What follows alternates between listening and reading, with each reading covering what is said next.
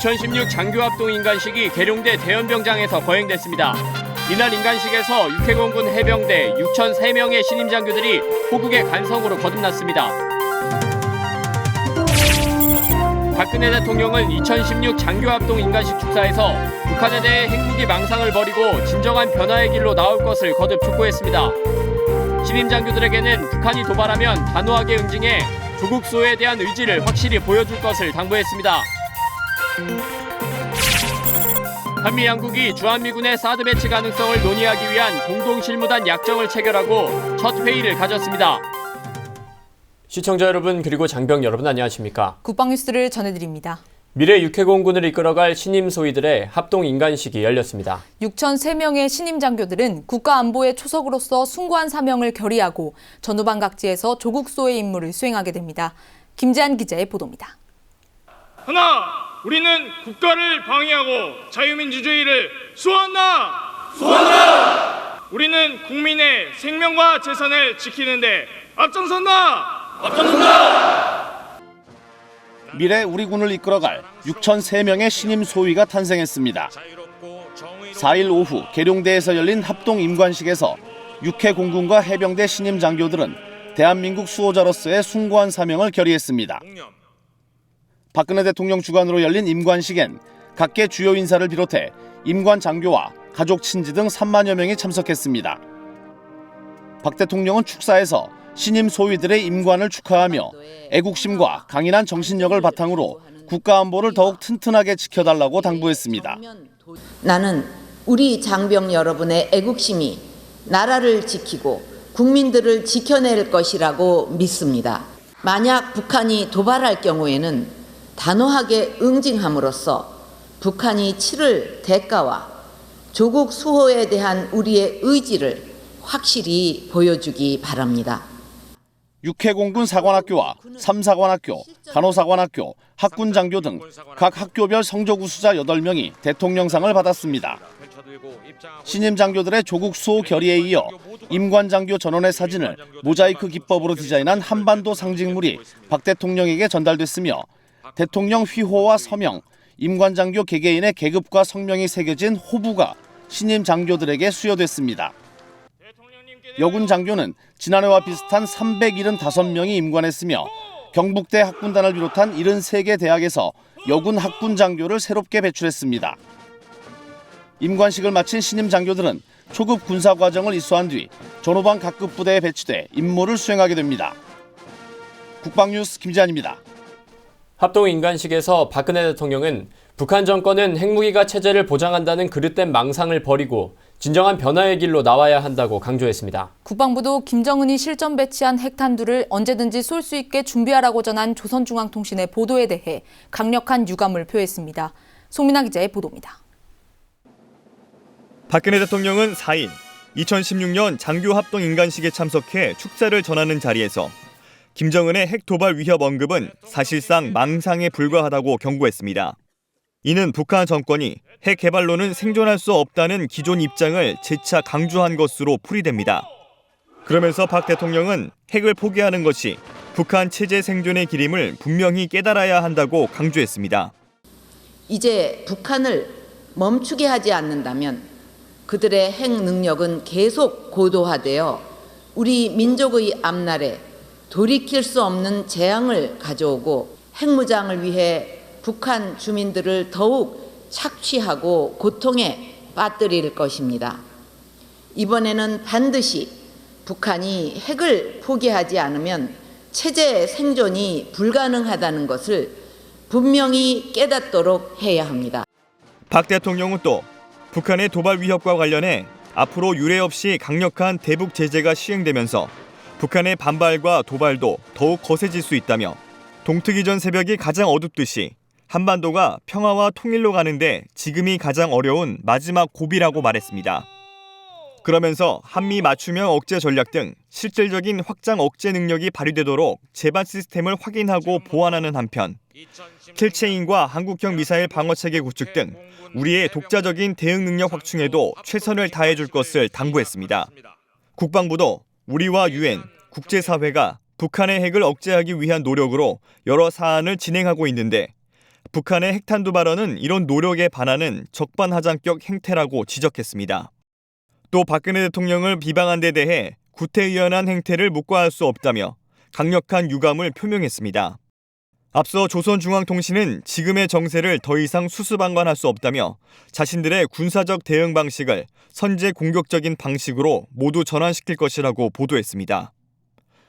국방뉴스 송민아입니다. 이날 인관식에서 신임 장교들은 조국 수호 결의를 담은 상징물을 대통령에게 증정하고 대통령은 신임 장교들에게 호부를 수여했는데요. 네, 상징물과 호부는 무엇이고 어떤 의미가 있는지 살펴보겠습니다. 신임 장교들이 대통령께 전달한 상징물은 한반도 전도에 위국 헌신 군인본분이 새겨져 있습니다. 이는 영토 수호와 통일 의지를 의미하며 특히 임관장교 전원의 사진을 사용해 모자이크 기법으로 디자인돼 눈길을 끕니다. 가로 1.8m, 세로 2.7m에 달하는 상징물은 고풍스럽고 세련된 디자인으로 제작된 증정함에 담겨 전달됐습니다. 한편 박 대통령은 국민의 생명을 지키고 국토를 수호하라는 당부에서 호부를 수여했습니다.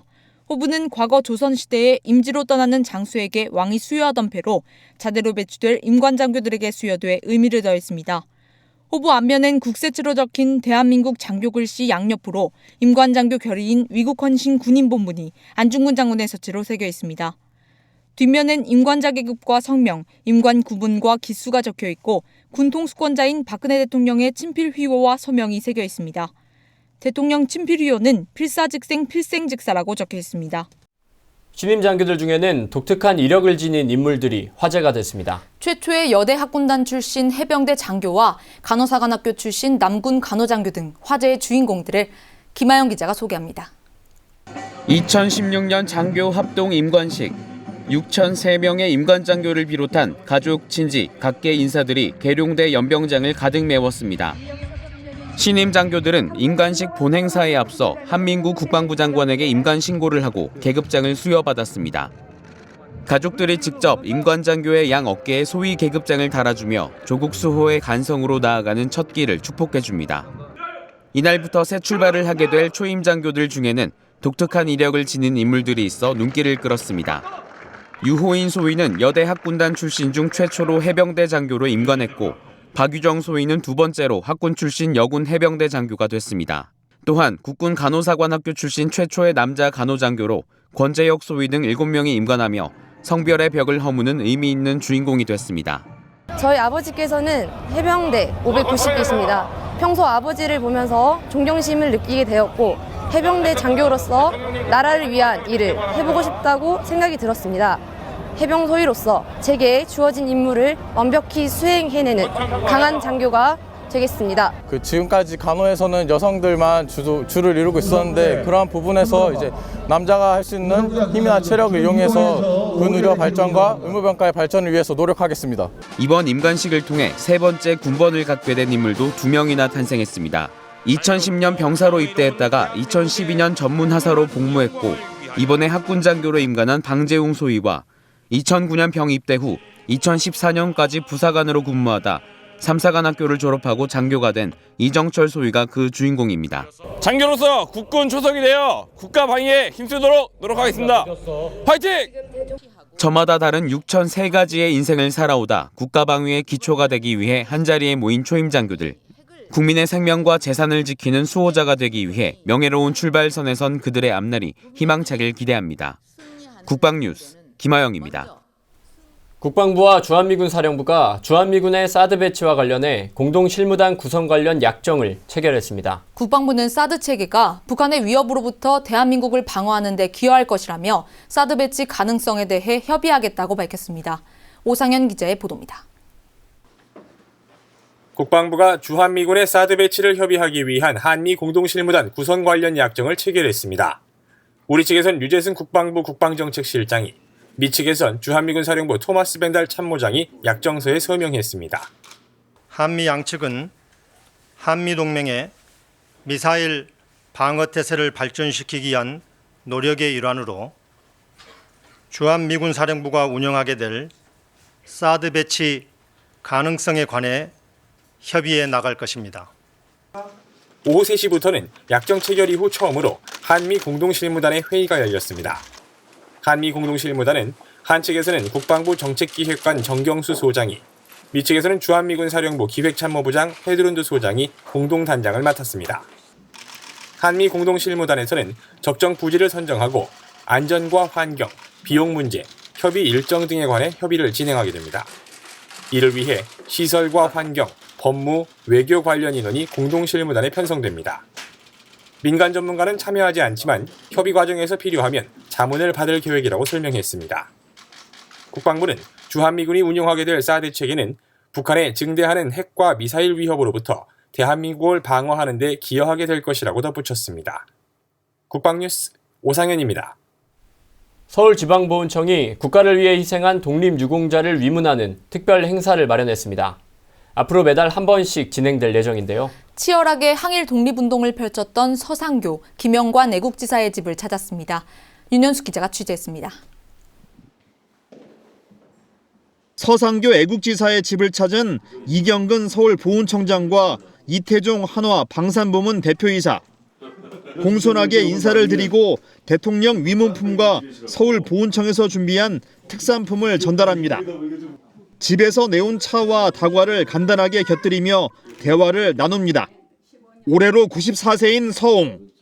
일제 치하 당시 항일 학생결사 태극단을 조직해 독립운동을 한 인물로 정부는 공훈을 기리기 위해 1963년 건국훈장 독립장을 수여했습니다. 노안으로 잘 들리지도 잘 보이지도 않지만 기백만은 그대로입니다. 정부에서 너무 과분하게 여러 가지 혜택을 주니까 감사할 사람이지. 30여 분간의 대화를 나누고 또 한 명의 애국지사의 집을 찾아갔습니다. 우연치곤 신기하게 서상교 옹 집 바로 위층에 거주 중인 올해 93세인 김영관 옹. 중국에서 조직된 항일 군대인 광복군에 입대해 활약한 인물로 현재 한국광복군 동지회 회장이기도 합니다. 정부는 1963년 대통령 표창에 이어 1990년 건국훈장 애족장을 수여했습니다. 현재 전국에 생존한 애국지사는 71명. 서울에 거주하고 있는 독립유공자는 24명으로 서울보훈청은 사회 명사와 함께 매달 한 번씩 위문할 계획입니다. 이분들이 어떻게 나라를 지키고 만들고 지켜오셨는지에 대한 의미를 다시 한번 깨닫는 그리고 생활하는 계기가 되길 바라고 있습니다. 나라를 위해 희생하신 분들의 숭고한 독립정신을 계승하고 기리는 것은 우리 모두가 해야 할 일이라고 생각합니다. 서울보훈청은 국가를 위해 희생하는 분들을 기리기 위한 특별 위문 행사를 앞으로도 지속해 나갈 예정입니다. 국방뉴스 윤여수입니다. 국방대학교가 올해 입교한 외국군 수탁생 환영 행사를 가졌습니다. 공군회관에서 열린 이번 행사는 국방대학교에서 교육받는 외국군의 한국 입성을 환영하는 자리입니다. 말레이시아와 페루 등 6개국 주한무관단과 외국군 관계자 등이 참석한 가운데 미국과 몽골, 사우디아라비아 등 11개국에서 온 13명의 외국군을 환영했습니다. 위승호 국방대 총장은 환영사를 통해 외국군들에게 따뜻한 정을 가진 한국인 이웃들이 생겼다며 한국과의 우호 증진과 군사외교 분야에 큰 역할을 기대한다고 밝혔습니다. 1998년 외국군 수탁생 교육을 시작한 국방대는 현재까지 20여 개국 120여 명의 장교들이 거쳐갔습니다. 이들은 각자의 나라로 귀국 후에 국방외교와 방산수출 등에서 한국과의 긴밀한 인적 인프라 구축에 중추적인 역할을 하고 있습니다. 이번 환영 행사를 마친 파키스탄의 사자드 준장 등 13명의 입학생들은 올해 12월 안보 과정을 수료하고 귀국할 예정입니다.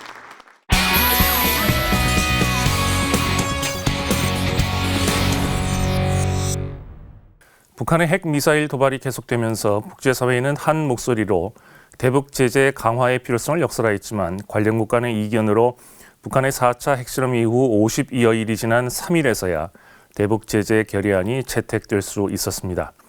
근본 유엔 결의안은 북핵 문제가 불거진 이래 유엔이 채택한 가장 강력한 제재로 평가받고 있습니다. 우선 북한의 대외 교역에서 큰 비중을 차지하는 광물 수출이 크게 제한됩니다. 주요 광물인 석탄과 철광석을 비롯하여 희귀 광물인 금, 티타늄, 히토리 등의 대외 수출이 금지됩니다. 광물 수출이 북한 대중교역의 40~50%를 차지한다는 점을 감안할 때 북한 경제에 적지 않은 타격이 예상됩니다. 특히 광물의 대중 수출 이익의 대부분이 북한 정권의 보루인 당과 군의 힘 있는 부서로 유입된다는 점에서 북한 정권이 느끼는 경제적, 심리적 압박은 더욱 클 것으로 보입니다. 둘째, 북한이 항공유를 포함한 로켓 연료를 더 이상 들여오지 못하도록 하였습니다. 항공유 공급이 차단됨에 따라 북한군의 미사일 발사와 공군 훈련이 크게 제약될 것으로 보이며 국지도발 지속 능력 역시 심대한 타격을 받게 되었습니다. 셋째, 북한을 경유하는 모든 선박과 항공기의 검색이 의무화됩니다. 이에 따라 북한의 대외 교역 활동이 크게 제약받을 것으로 보입니다. 특히 북한 경제가 국경 지역의 보따리 장수나 밀 무역에 크게 의존하고 있다는 점에서 근본 통관 강화 조치로 인해 북한의 대외 교역은 더욱 위축될 것으로 보입니다. 넷째, 핵 미사일 개발을 주도하고 있는 북한 군부에 대한 국제사회의 제재가 강화되었습니다. 트럭 등 군용으로 사용될 수 있는 물품들의 북한 수출이 제한됩니다. 아울러 북한의 핵 미사일 개발에 참여하고 있는 개인과 기관을 제재 대상으로 추가 명시하였습니다. 북한의 대남 공작을 지휘하는 정찰 총국, 핵 미사일 개발을 담당하는 원자력 공업성과 국가우주개발국이 주요 제재 대상입니다. 대북 제재가 이전보다 크게 강화는 되었지만 북한 정권의 핵 개발을 저지시키기에는 충분하지 않다는 평가가 여전히 남아 있습니다. 대북 제재 대상이 이전보다 크게 강화되었지만 세컨더리 보이콧이 포함된 대이란 제재와 비교해 볼 때 여전히 미약하다는 평가도 있습니다. 북한에 대한 원유 공급, 중국의 북한 의류 및 섬유 구입, 북한의 해외 노동자 등이 제외된 것도 이번 제재의 실효성을 낮추는 문제점으로 지적되고 있습니다. 처음으로 도입된 북한의 광물 거래 제한 조치 역시 인도적 목적으로 얼마든지 이루어질 수 있다는 허점도 있습니다. 결국 북한의 가장 큰 후원자인 중국이 얼마만큼 대북 제재에 성실히 동참할지가 이 성패를 가늠할 것으로 보입니다. 국제사회에서 일고 있는 중국 책임론을 의식하여 이전과 달리 중국이 유엔의 대북 제재에 적극적으로 나서고 있습니다. 그러나 경제난으로 인한 북한 체제 불안정을 안보 위협으로 받아들이는 중국의 인식인 그대로이기 때문에 한반도 정세를 비롯한 대외 여건에 따라 중국의 대북 제재의 폭과 강도는 조정될 것으로 보입니다.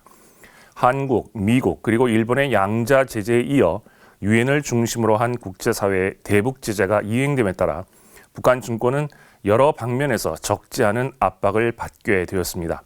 유엔의 대북 제재에 강력 반발하면서 김정은을 중심으로 내부 결속을 다질 것으로 전망됩니다. 북한이 유엔 제재를 구실로 삼아 여러 형태의 군사 도발에 나설 가능성도 배제할 수 없는 상황입니다. 특히 근본 유엔 제재가 한미 연합연습인 키 리졸브와 맞물리면서 북한 핵 문제를 둘러싼 한반도 긴장은 한층 고조될 것으로 보입니다. 유엔의 대북 제재는 4차 핵실험 이후 고강도 대북 제재가 필요하다는 국제사회의 합의를 재확인하는 계기였습니다. 북한 김정은 정권은 더 늦기 전에 핵 미사일 도발이 국제사회에 맞서는 무모한 일임을 깨달아야 할 것입니다. 북한이 핵 미사일 개발을 지속할수록 경제적 궁핍과 국제 고립은 심화될 것이며 정권의 생존 기반이 더욱 흔들리게 될 것임은 자명한 이치입니다.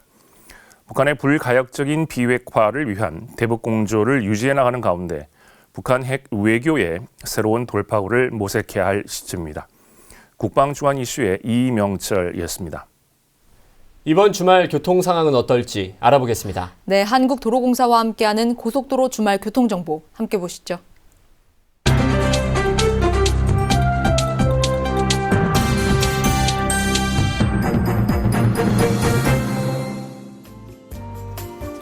운전하면서 당황하거나 난처했던 순간 있으시죠? 저는 하이패스 단말기가 없을 때 하이패스 차로로 진입한 적이 있었거든요. 그때 정말 난처했어요. 네, 맞아요. 저도 그런 적이 있었는데요. 그럴 때 후진하시면 정말 위험합니다. 일단 통과하시고요. 다음 요금소 옆에 사무실을 방문하시거나 콜센터 1588-2504로 전화하셔서 문의하시면 처리 가능합니다. 네, 이런 고속도로 팁은 미리 알아두면 좋겠는데요. 네, 그렇죠. 이 나들이 갈 때 교통정보 확인도 마찬가지인데요. 이번 주말에 전국적으로 비가 예상되면서 교통량은 다소 줄어들 것으로 예상이 되고 있습니다. 토요일 지방 방향 최대 혼잡 시간은 11시에서 정오쯤입니다. 서울에서 강릉까지 2시간 40분, 대전까지는 1시간 50분 정도 걸리겠습니다. 정체 구간은 경부고속도로 부산 쪽으로 목천에서 천안휴게소 구간이 막히겠고요. 서해안고속도로는 서평택에서 서해대교 구간이 혼잡하겠습니다. 중부고속도로 대전 쪽으로는 호법에서 일죽 구간으로 지나기 어렵겠는데요. 일요일 귀경길이 역시 좀 더 어렵죠? 네, 강릉에서 서울까지는 3시간 30분으로 내려갈 때보다 1시간 정도 더 걸리겠고요. 대전에서 서울까지는 2시간 정도 예상됩니다. 가장 혼잡한 때는 오후 5시에서 6시 사이입니다. 귀경 정체는 영동고속도로 여주에서 호법 구간 인천 쪽으로 막히고요. 경부고속도로 안성에서 오산 부근, 서해안고속도로 송악에서 서평택 구간으로도 밀리겠습니다. 네, 이번 주말 비가 내리는데 빗길 운전할 때 신경 쓸 게 더 많죠? 네, 그럼요. 빗길 감속은 너무나 당연한 거고요. 이 비 오면 김이 자주 서리더라고요. 이럴 때 에어컨을 켜주시고 창밖에 서리가 있을 경우는 와이퍼를 이용하시면서 차내 온도를 높여서 운행하시기 바랍니다. 네, 주말 빗길 조심해서 오가시길 바라고요. 지금까지 국방TV와 한국도로공사가 함께하는 주말 교통예보였습니다. 앞서 2016 장교합동 인간식 소식 전해드렸는데요. 신임 장교들은 위중한 안보 상황 속에서 장교로 거듭나며 조국 수호의 결의를 다졌습니다. 명예롭게 임관한 신임 장교들에게 많은 격려 바라며 국방뉴스도 호국 간성으로 거듭난 6,003명의 신임 장교들을 응원합니다. 국방뉴스를 마칩니다. 시청해주신 여러분 고맙습니다.